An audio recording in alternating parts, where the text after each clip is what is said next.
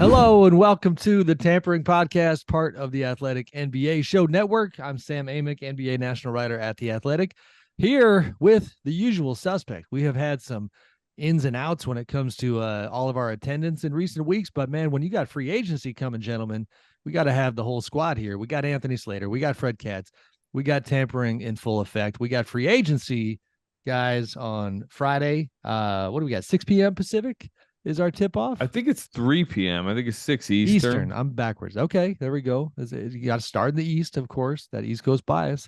Free agency is here. Yes. You mentioned tampering, though. This is like the tampering Super Bowl week, right? I mean, there's definitely tampering happening right now. We should find out where that is and spotlight it, highlight it. Like 25 spots across the league. Yes, I know. And before we dive in, you and I even texted the other day about a particular situation where it was like, it's tough to cover this stuff because the reality is everybody talks early. But if everything gets reported, then it gets pretty messy. So, them's are the breaks, I guess. Guys, free agency is just obviously always an incredibly interesting, compelling, fascinating time of year. This one comes with all kinds of action heading in. We got the Bradley Beal trade that had a ripple effect with Slater's team, with the Warriors getting Chris Paul eventually once he departed the Wizards. And we got another non-free agency but relevant high-profile situation that I wrote about coming into this week, which is Damian Lillard in Portland.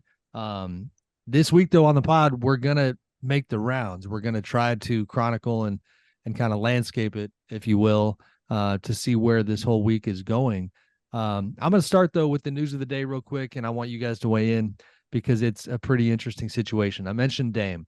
I know the fans, certainly Blazers fans, they're tired of the storyline. Is Damian Lillard happy? Is he going to stay in Portland? I wrote this thing coming into Monday, and a lot of the comments reflected that sentiment, and I get it, but it does feel, I know it sounds like the kind of the media boy who cried wolf, like it might be coming to a head depending on what happens in the next 4, 5, 6, 7 days. And I would break it down like this. The Blazers choose on draft night, obviously, to not move their number 3 pick.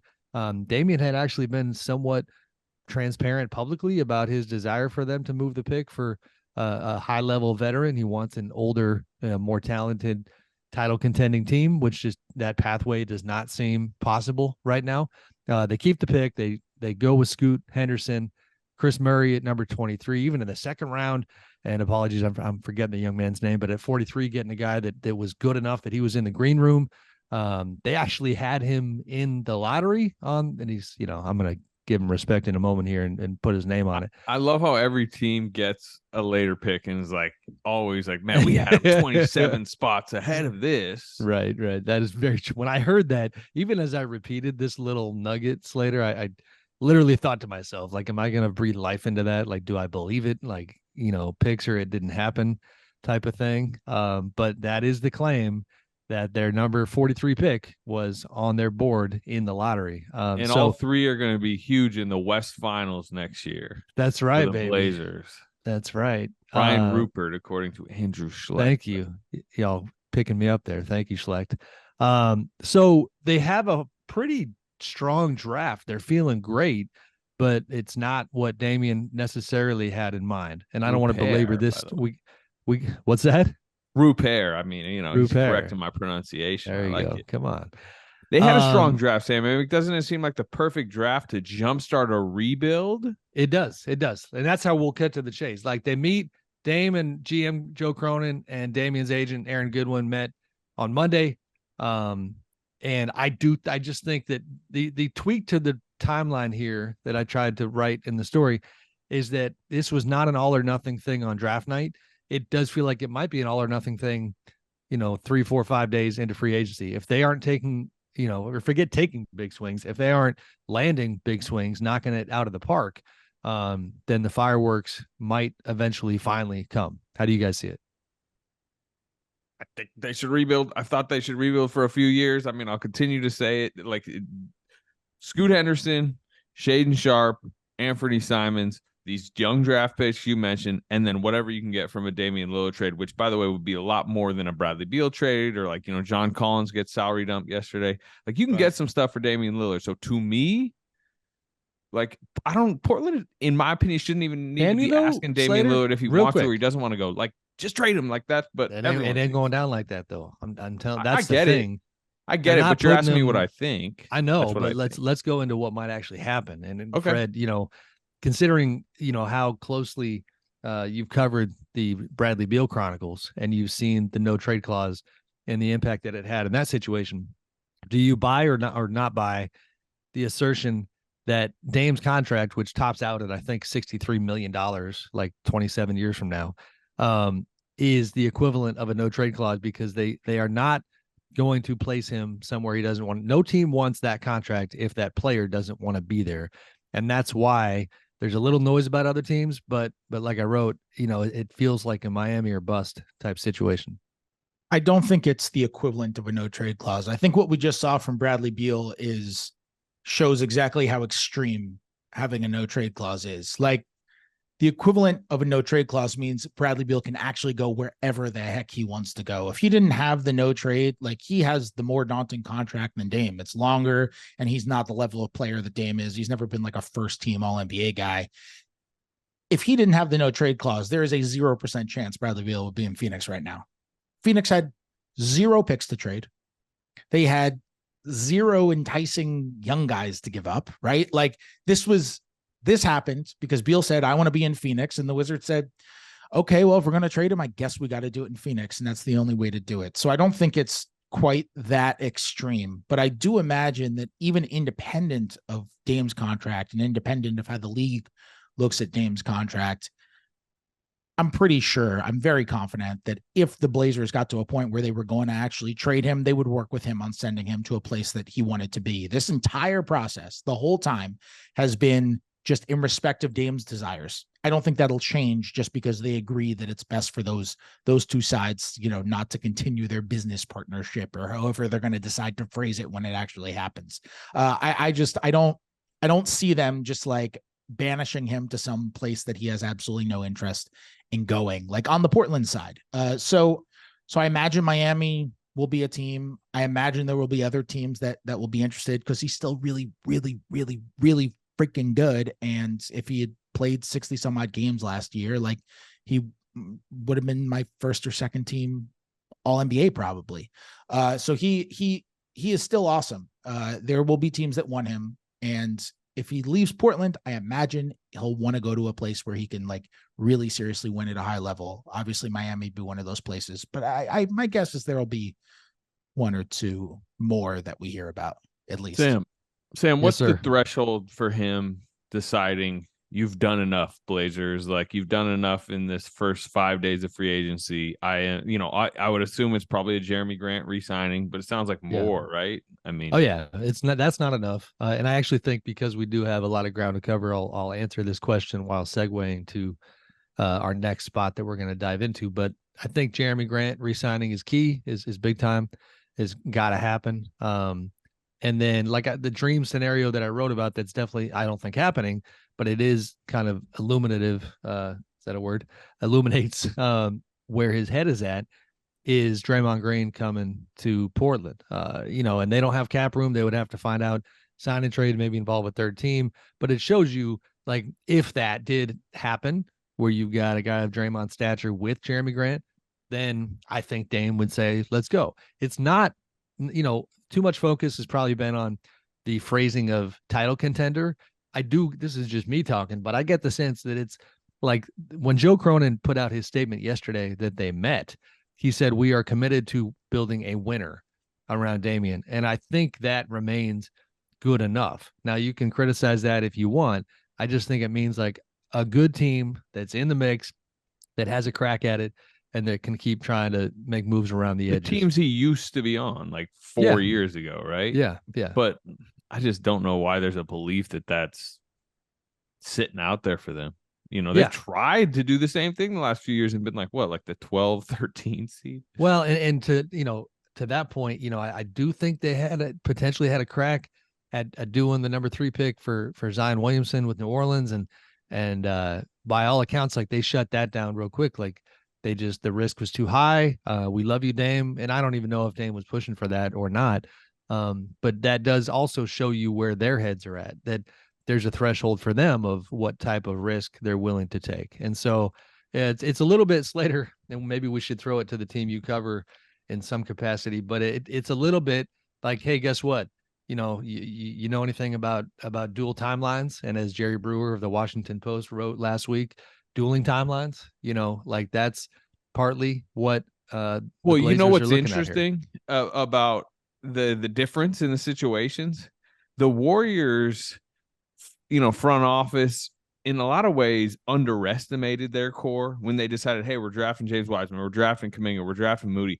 Their thought at the time was, the core is kind of aging. I'm not sure a title is still sitting out there for them. And then Steph Curry proved to them, like, no, I can still go win a title. I will literally drag these lottery picks, really not doing much in the playoffs, and win you a title while you are trying the second timeline. Whereas the complete opposite with Portland, where they're acting like, yeah, we're on this 2-timeline plan. We're going to win and develop. Or, it's like, well, you ain't winning. And like, you have a path to better development, a better rebuild. And you're kind of doing none at the same time. Like both are kind of like, in some ways, like the Warriors plan failed, particularly the developmental side failed. But it's just, I don't know. I just think it's odd team building for Portland. The best argument I think for the Blazers to keep Lillard would be like, as a mentor to Scoot Henderson, because in my opinion, their entire future right now should be Scoot Henderson focused. And if that's, hey, we want Damian Lillard to like teach him how to be the star in Portland, like that makes sense. I mean, for what it's worth, I think he's big on Scoot. I think he's excited about these picks. It just comes with a but with a capital B and probably a caps lock all the way across the board. He just wants more. Fred? Yeah, no, I was just gonna say, it feels like they're like, I mean, you're talking about the two timelines and straddling the two timelines. I find that most of the time when organizations try to straddle a line like that, they end up spreading their legs so far that they just strain their groin. Like it happens. We saw that with the Wizards. It's like an old Bugs Bunny cartoon, Yep, yeah, exactly. Yeah. Like we've said on this podcast like 6 times, like the parallels between them and the Wizards, between Beal and Dame, and between the way that the teams are trying to pick this guy and win around this guy and be loyal to this guy, and it's mutual loyalty. And it doesn't really work if you don't get really, really lucky. Like if Scoot Henderson doesn't just show up and is like a star right off the bat, not develops into one, but is a star right off the bat. If you don't get really, really lucky in that sense, it's really hard to go with we're going to develop guys, but we're also going to try to win. Normally, you kind of got to pick a direction. And if you have 2 directions, do you have any?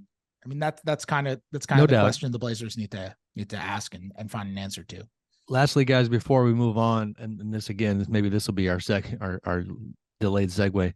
Should Jeremy Grant want to resign? And money aside, and that's a hell of an aside. I was going to say, Jeremy Grant might just go highest bidder.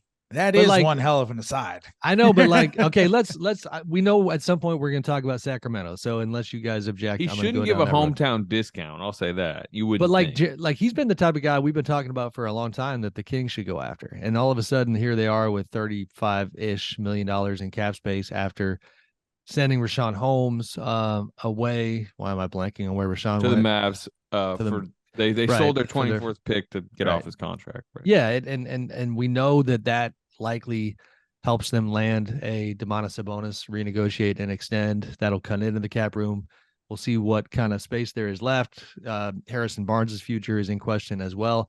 But I thought about Jeremy this morning in the context of the Kings, because it is a bit of a mystery exactly what their plan is, how wide their net is going to be, so to speak. But for Jeremy's purposes, where should his head be at? Because he's actually a fairly coveted free agent, I think, in this market. I do think his price tag matters, right? I mean,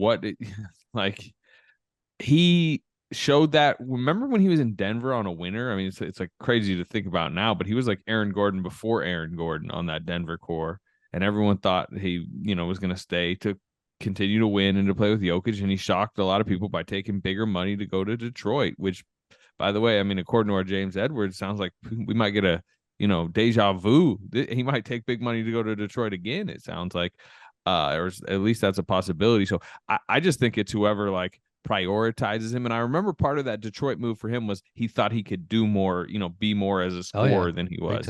Yeah. And I assume he still thinks that. So I mean, think the Nuggets offered him the same deal in Denver that he took in Detroit, which spoke volumes, obviously. I do think he's in a different place, like personality wise, than he was when he took that Detroit deal. By the way, totally on the table, he takes the Detroit deal. But I do think that Nuggets role that he was in, it wasn't quite Aaron Gordon, because it was a lesser role than Aaron Gordon plays, right? Like they use Aaron Gordon so much as a passer and all of that. And defensively, it's similar to Gordon, but offensively, he was mostly kind of a standstill shooter who's mostly in the corner. And he was awesome at that for Denver. He really excelled, and he wanted to show he could do more. And I think in Detroit, with him as like a lead option, I mean, he could do more, but that's not the type of player he was. I thought in Portland, it really showed what an excellent role he can be in. It was like a perfect mix between he did too little in Denver, and he did a little too much in Detroit.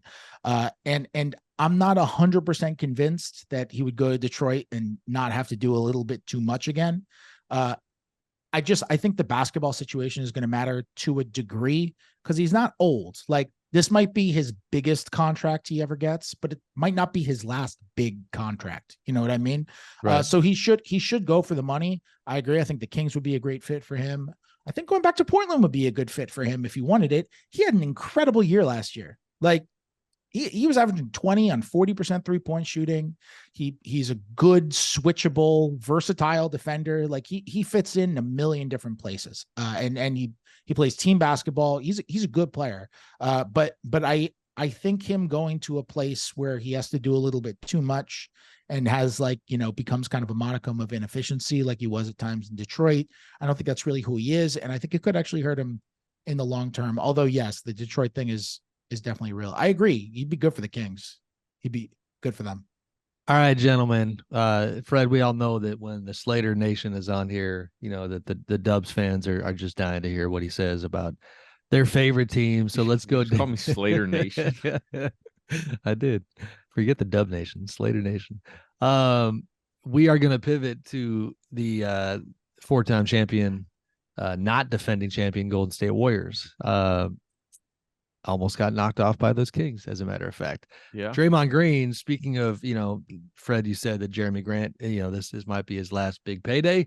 You could make the same argument for Draymond to an even stronger degree. Do we consider his eventual TNT like TV payday? Oh, that's coming. He's getting that Barkley money at some point. He's got paydays deep into his 60s probably. When he sells his pod for $500 million. Well, by the way, this week, the same day that his opt-out deadline is, which is the 29th, it's Thursday, he will be broadcasting from Las Vegas. They're calling it the match. It's Klay Thompson and Steph Curry golfing against Patrick Mahomes and Travis Kelce at the Wynn golf course, and Draymond Green will be on the call the same day as his opt-out deadline. Wow! Look at so the big money Green remains in his future. PR wing over here, Slater Nation. As a quick aside, because I was needing to find a home for this fun little story, and I'll give it 25 seconds of airtime. It just feels natural. When bring up Draymond, we all know about the infamous Jordan Poole punch. For anybody on the old YouTube channel who might have noticed the shiner on my left eye, my son might have given me a good old black eye. Don't fight with your 16-year-old. Don't wrestle on the couch and push his leg above his head and then lose grip of the leg and have his heel come down like he's Conor McGregor coming out like he's Draymond Green. Yes, indeed. So if anybody wondered why I'm looking more homely than normal, that is the case. Draymond, though, is now almost a year removed from that ill-fated incident, and the Warriors appear to be all in on keeping him aboard, all in to some degree. I think they're haggling over money. But Slater, it does seem like Draymond back in a Warriors jersey is very likely. I don't think this Portland thing is happening. I don't think Detroit's happening. I guess never say never, because we haven't even technically started the free agency period yet. But how do you see his situation?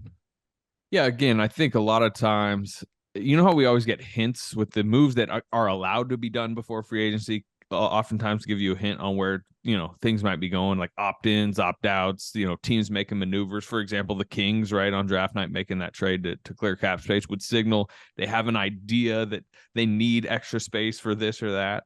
I think the Chris Paul trade, Jordan Poole for Chris Paul trade, was a blinking light signal that Draymond Green and the Warriors are going to come to an agreement, because that is a massive win now move that kind of rids it. Not only gets the chemistry issues out of the locker room, right? I mean, we all understand the Jordan Poole Draymond Green dynamic. Is that just a hell of a statement, though? Just briefly, I think it's amazing that the upgrade in chemistry issues is inserting Chris Paul into the Warriors locker room. Hey, Sam, I'll tell you something. Every team eventually ends up trading Chris Paul, it seems, but no team that has ever traded for Chris Paul has ever regretted trading for Chris Paul. Every single team that's done it has always been very happy by the end result. Sure. So sure. Yes. No, it's going to happen again. I mean, I could see it, but the other day, just again, I'm getting far afield, but I'm looking at the history of the Warriors core and Chris Paul for a little item I wrote in my notebook. And I'm literally Googling, Steph Curry, Chris Paul, going through the history, make sure I don't miss anything. Okay. You got the thing in March where Steph said it's not 2014 no more. That's fine. We all knew about that one. The one that I either forgot or never even saw was Draymond on All the Smoke. This is 3 years ago, back in 2020, just blatantly talking about how I don't like Chris Paul. I didn't like the way that he was treating Steph, and I would go out of my way to create division between them. There was a lot there, and I know it's 3 years ago, and I know they're all grown ups. And this dates back so far. I mean, right. Andrew Bogut chimed in on Twitter because it's like Andrew Bogut was the original, kind of Chris Paul hater in the locker room. Hey, Steph, right. You need to I know he used to be your mentor, but now you need to go kill him. I mean, this goes back to those Clippers Warriors series. But to the original point, you don't make that move. You're getting a 38, going to turn 39 during the playoffs next year guard by trading your 24-year-old. On the rise. I mean, say what you want. I know Poole had a bad playoffs, but he's on the rise, you would say. That is a next year matters more than, the years beyond. And that means you can't then let Draymond Green walk. And another part of it was you're clearing the salary issues that you were having by getting Paul's much more maneuverable contract in, which is non-guaranteed next year. Partly because you're probably about to commit some money beyond this season to somebody else, and that would be Draymond Green. Right.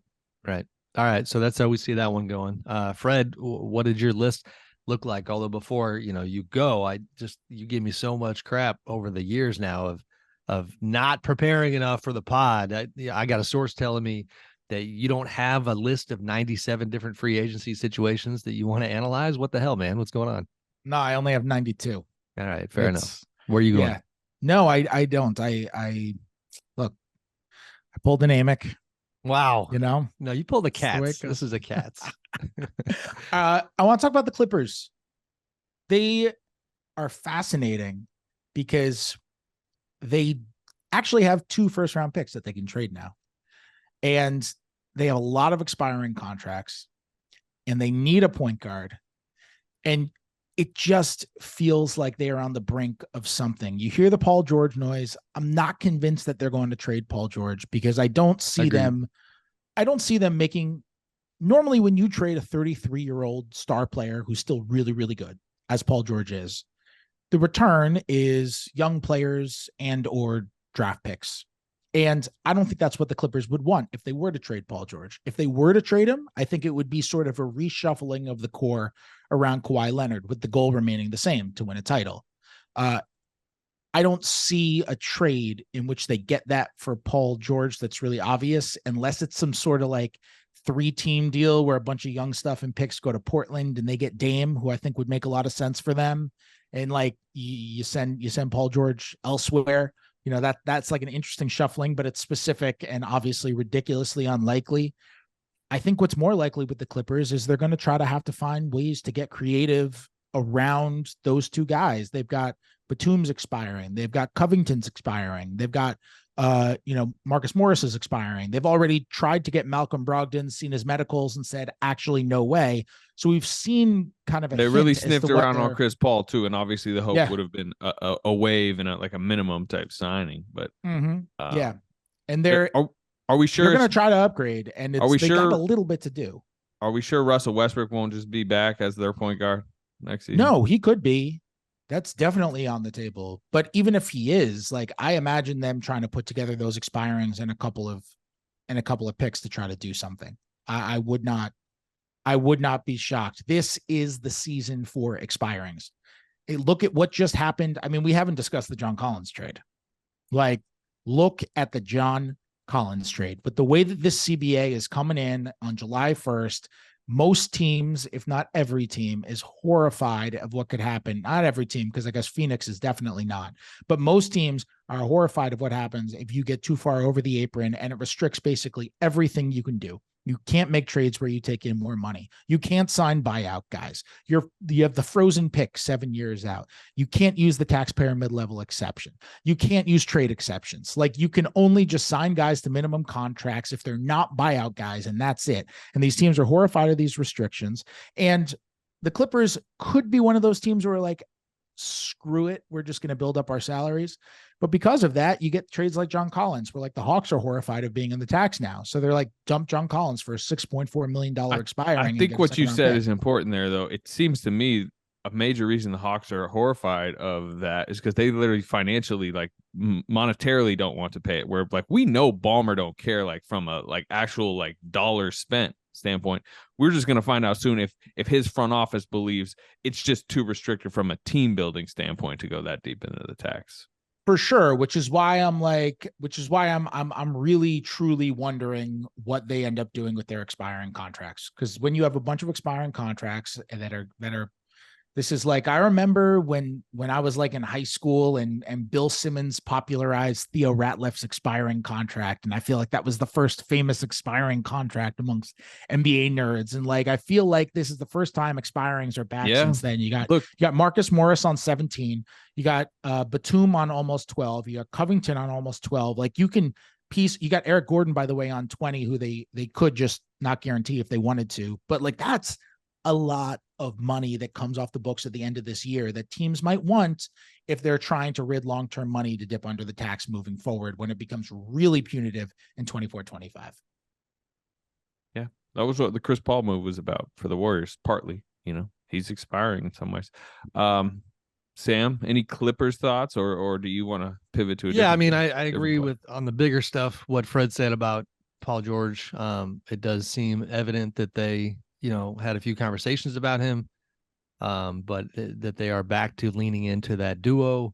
It's not ideal in terms of them going into their new arena. I believe a year from now, they're trying to get momentum here, and it's just these last couple of years. It seems like a long time ago now when you had kind of the infamous marketing approach and angle of street lights over spotlights, which was like this passive aggressive shot at the Lakers, and they were coming for that LA title, and they haven't gotten that title. They haven't gotten the actual title, and if anything, in a weird way, not that the league would ever admit it, they might be happy that like the league's richest owner, who has just, money in spades over the rest of the field of owners, has not been able to just go out and buy a championship. And so they are in a tricky spot. They obviously had front office changes this offseason with Michael Winger going to Washington and elevating the pretty deep roster of front office crew that they had in there internally. So we'll see what they do, but they are one of those squads that is good but not great and having a hard time getting over the hump. Patrick Beverley's available. They could redux streetlights over spotlights. He's a free agent. All right, gentlemen, let's go to the middle of the country where the Rockets have so much cap space. Quick context before I'll throw it to Slater to give his thoughts here. Rafael Stone, the GM of the Rockets, is now, I think roughly 3 years into his tenure. Took over amid all that chaos when James Harden was pushing his way out, finding his way to Brooklyn, finding his way to Philadelphia eventually. The rebuild starts from there. 2 pretty god awful years that, you got a Rockets fan base that got used to contending and had a pretty fun run, even though it didn't, actually result in a title. Tillman Fertitta, their owner, I think it's well known at this point that, he's kind of seen the other side of the NBA where the spotlights haven't been as bright. The attention has not been there. I'm sure the revenue streams have dipped a bit. And he wants to be relevant again, and they've got some decent young players. Now have Ime Udoka coaching their squad. Very respected coach who did good stuff with Boston. Kind of controversy notwithstanding. And now just gobs of money to throw around. James Harden, Fred VanVleet. What are we doing here, guys? What do you think, Slater? Well, I mean, number one, like I believe, and Andrew could give me the exact protections, but their first rounders going to the Thunder next year. I think maybe top 4 protected. Top 4, yeah. Yeah. Andrew says top 4 protected. They don't want to lose, right? And I mean, it's almost an edict from management. This isn't like year whatever of a patient rebuild. It seems like they're really trying to crank it forward. Right. And that means spending a lot of the money that they have available to them. Obviously, it seems, and Sam, correct me if I'm wrong, but Harden does seem to be like option A, the guy they want the most. But they clearly need to have, I guess, pivot points. And you mentioned VanVleet. That seems definitely like when they're interested. I don't know if they're, and I don't, just to clarify what you kind of alluded to there, I don't know if they're completely all in on James, and that's what we're about to find out. They're definitely in on James. I think it might be at the right price. If you give, him the whole bag, then you really shut some doors that might have taken you to a more promising place when it comes to the way you disperse that money. And that's where James is, we don't need to go down the James road too far, but like that's where his situation is tricky because for one, personally, just being honest, I can't wait to see where he goes because from a reporting standpoint, this has been one of the more interesting, unique stories that I've ever covered from the standpoint that like there's all this noise about how James, that even beyond basketball, even beyond his love of Houston as an area, the businesses he has out there, the fact that his jersey's probably up in all the rafters of the strip clubs, all the stuff we have fun with in that city. There is also noise that there's just regular life stuff that is pulling him back to Houston, that he needs to be back there and would like to be back there. And so a couple months ago, you felt like it was kind of fait accompli that it was going to happen.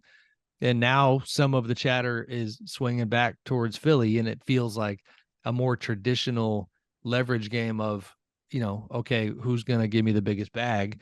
And the coaching change seemed to really matter with the Sixers. We can say that. Yeah. And it's funny. He's pushed back on that a little bit. I definitely think it's true. If Doc Rivers was still there, I think this thing would be a wrap.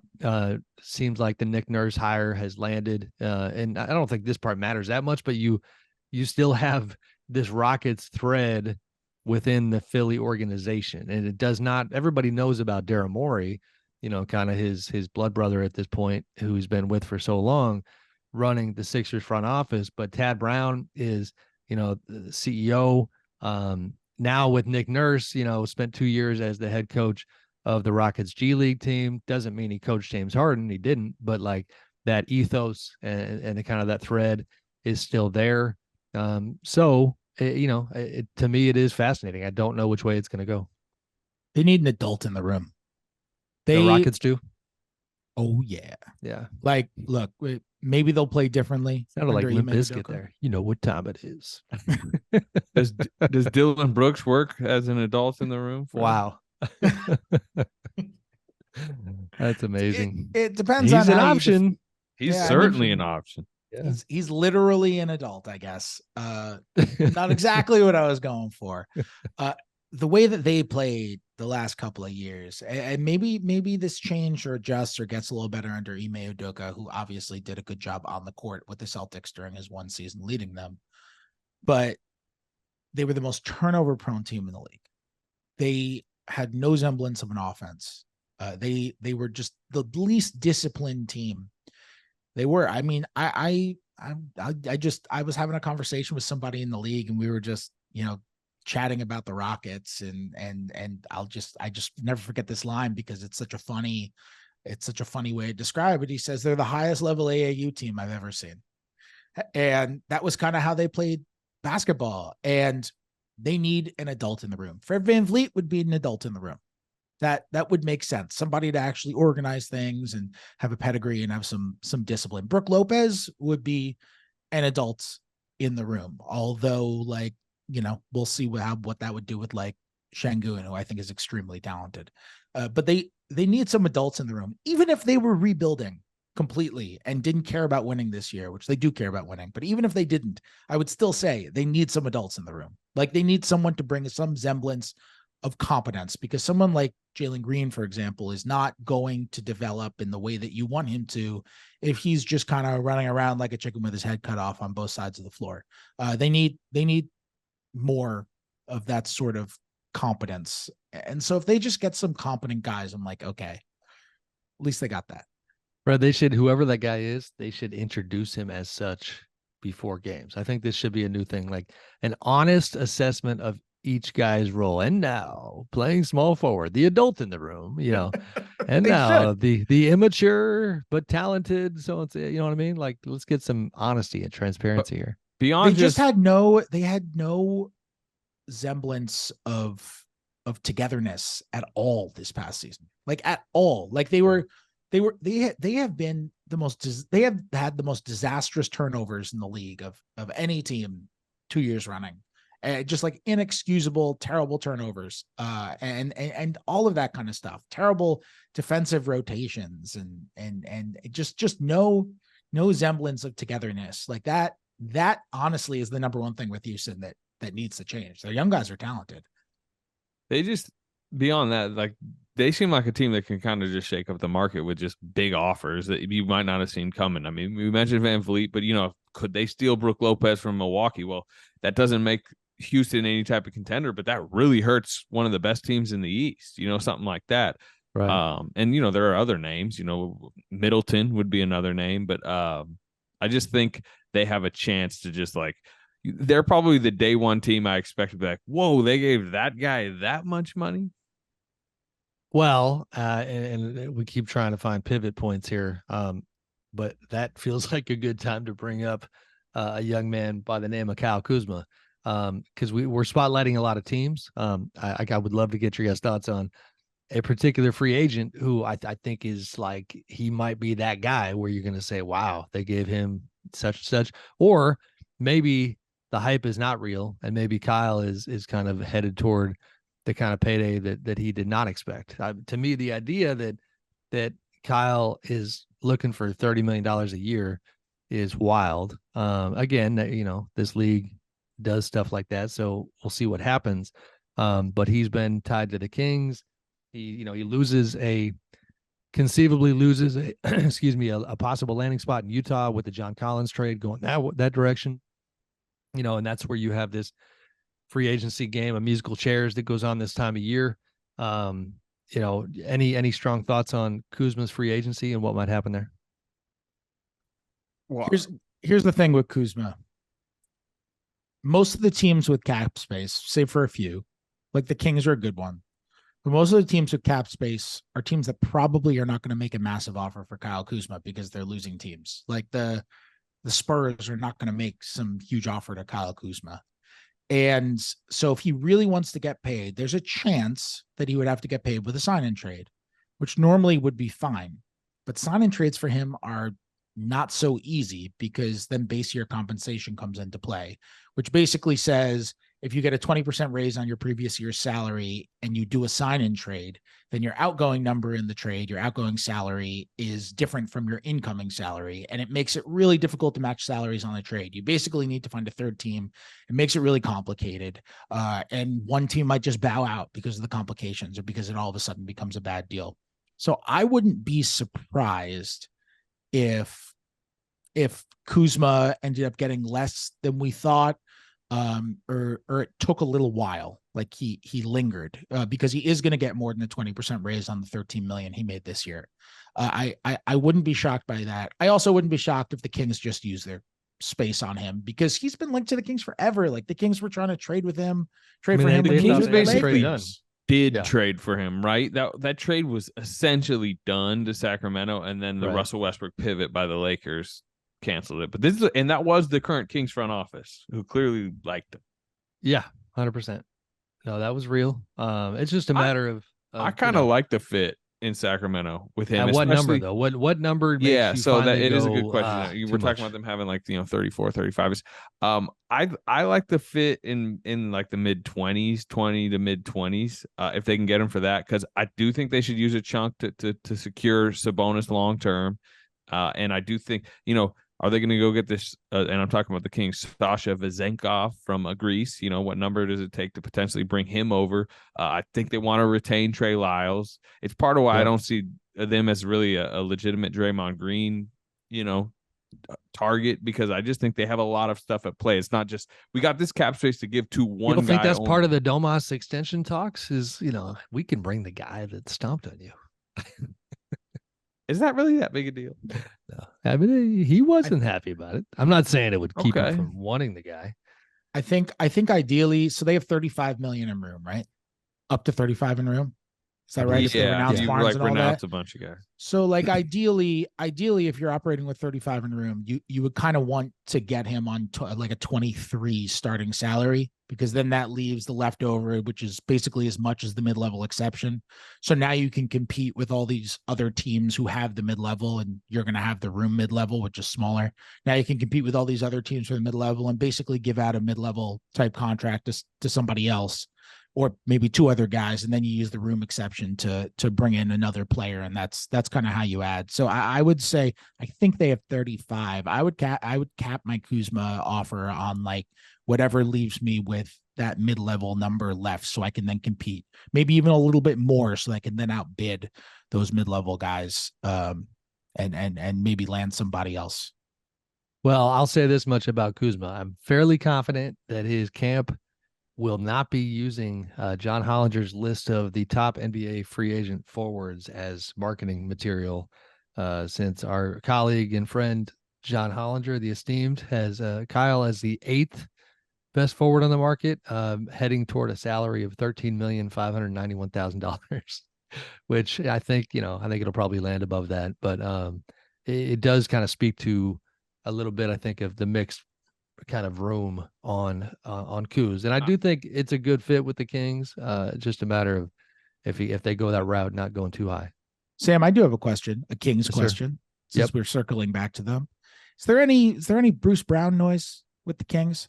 I just feel like he would fit. He'd be great, 100%. I mean, just full disclosure, no, but also it's on my list to ask about and just get a sense about. It does make a ton of sense.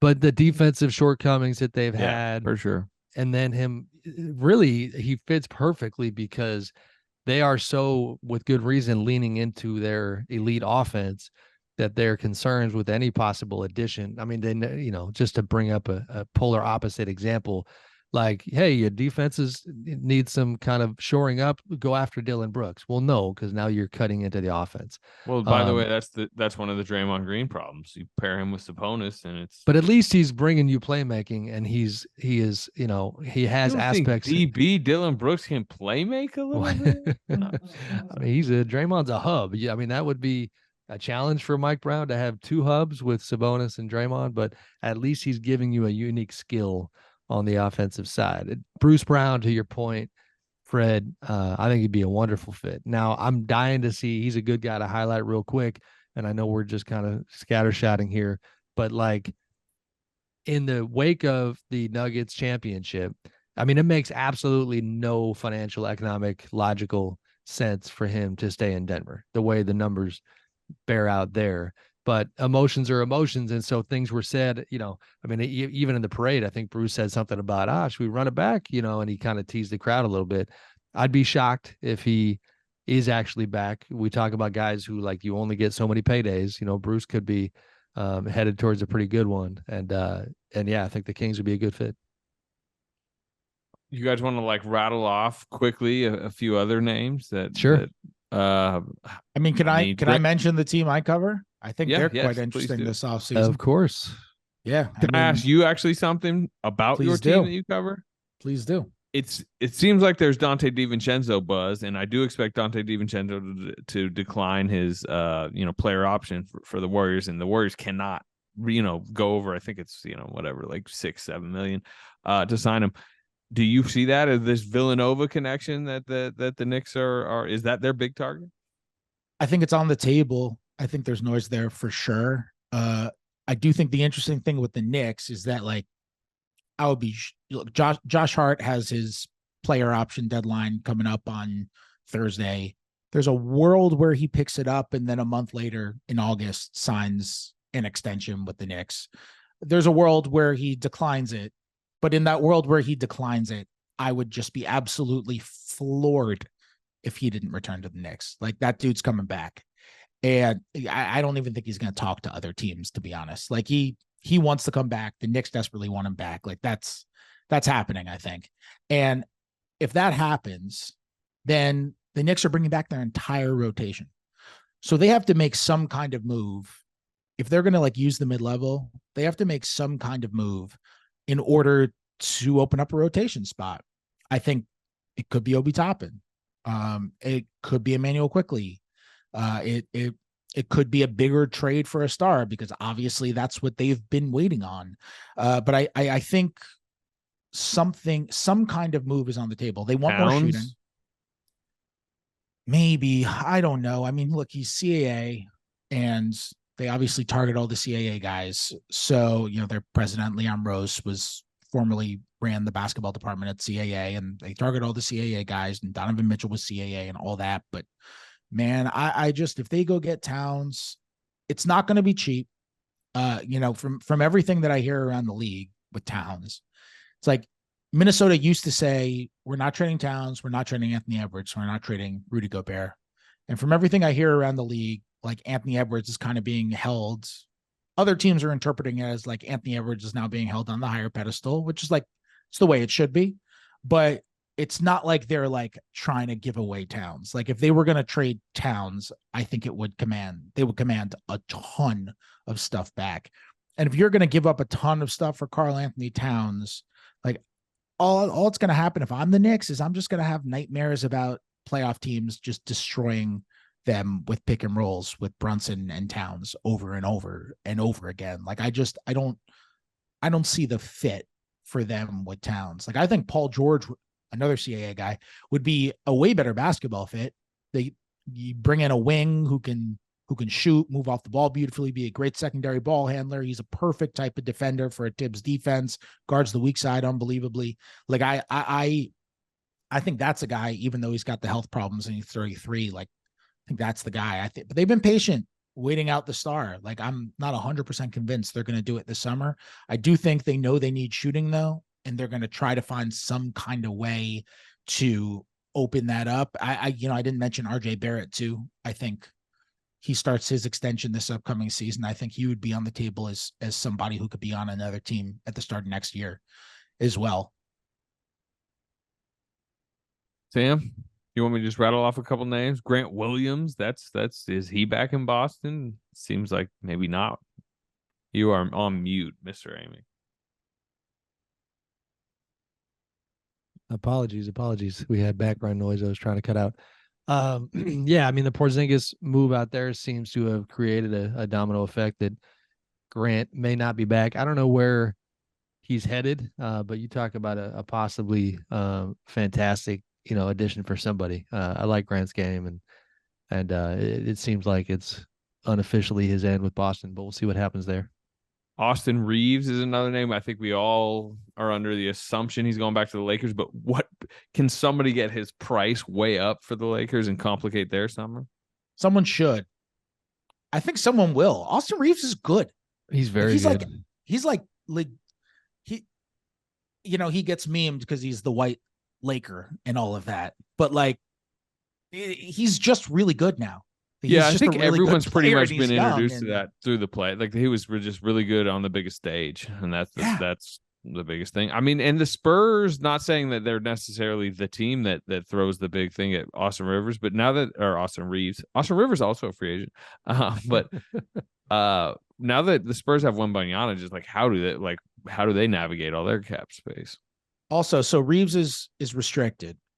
I think teams will probably be more aggressive in trying to drive up the price of restricted free agents with the current CBA, because everyone hates an offer sheet. The team that has the free agent hates the offer sheet.